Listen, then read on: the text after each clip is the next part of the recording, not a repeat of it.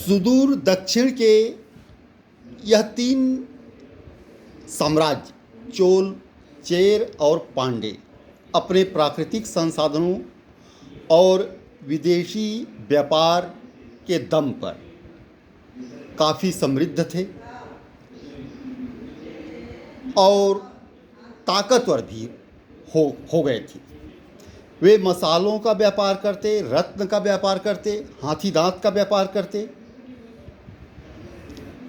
उनका विदेशी व्यापार भी काफ़ी विकसित था। इसके अलावा कपास का व्यापार और अन्य कई तरह का व्यापार, जैसे रेशम का व्यापार, चावल, अदरक का व्यापार काफ़ी उन्नत था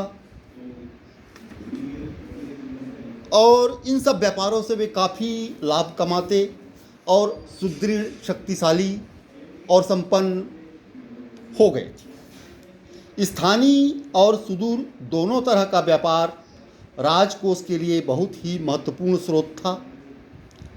हमें मालूम है कि चुंगी अधिकारी पुहार में किस तरह का काम करते थे।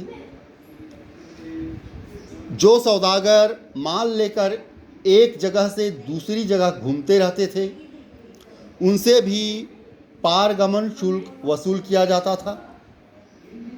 सौदागरों की सुरक्षा के लिए तथा तस्करी रोकने के लिए सड़कों पर सैनिक लगातार चौकसी करते रहते थे। युद्ध में हाथ लगे माल से भी राजकोष में वृद्धि होती थी, परंतु युद्ध और राज व्यवस्था का वास्तविक आधार कृषि से होने वाली नियमित आय ही था। खेती की उपज का कितना हिस्सा राजा का पावना होता था और कितना वसूला जाता था, इसकी स्पष्ट जानकारी नहीं है। प्रायद्वीप का नुकीला भाग और उससे लगे क्षेत्र बहुत ही उपजाऊ थे।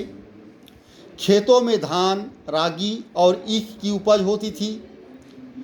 कावेरी डेल्टा के बारे में कहावत है कि जितनी ज़मीन में एक हाथी लेट सकता है, उतनी ज़मीन 7 आदमियों का पेट भर सकती है।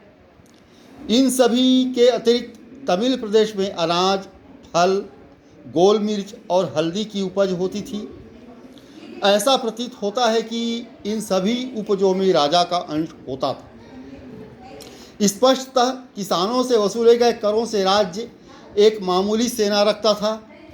इस सेना में बैल जुते रथ, हाथी, घुड़सवार और पैदल सिपाही रहते थे। युद्ध में हाथी शानदार काम करते थे। घोड़े समुद्र के रास्ते पांड्य राज्य में बाहर से मंगाए जाते थे। सामंत और राजकुमार या सेनापति हाथी पर चढ़ते थे और सेनानी रथ पर। पैदल सिपाही और घुड़सवार पाँव की रक्षा के लिए चमड़े की पन्ही अर्थात जूता पहनते थे।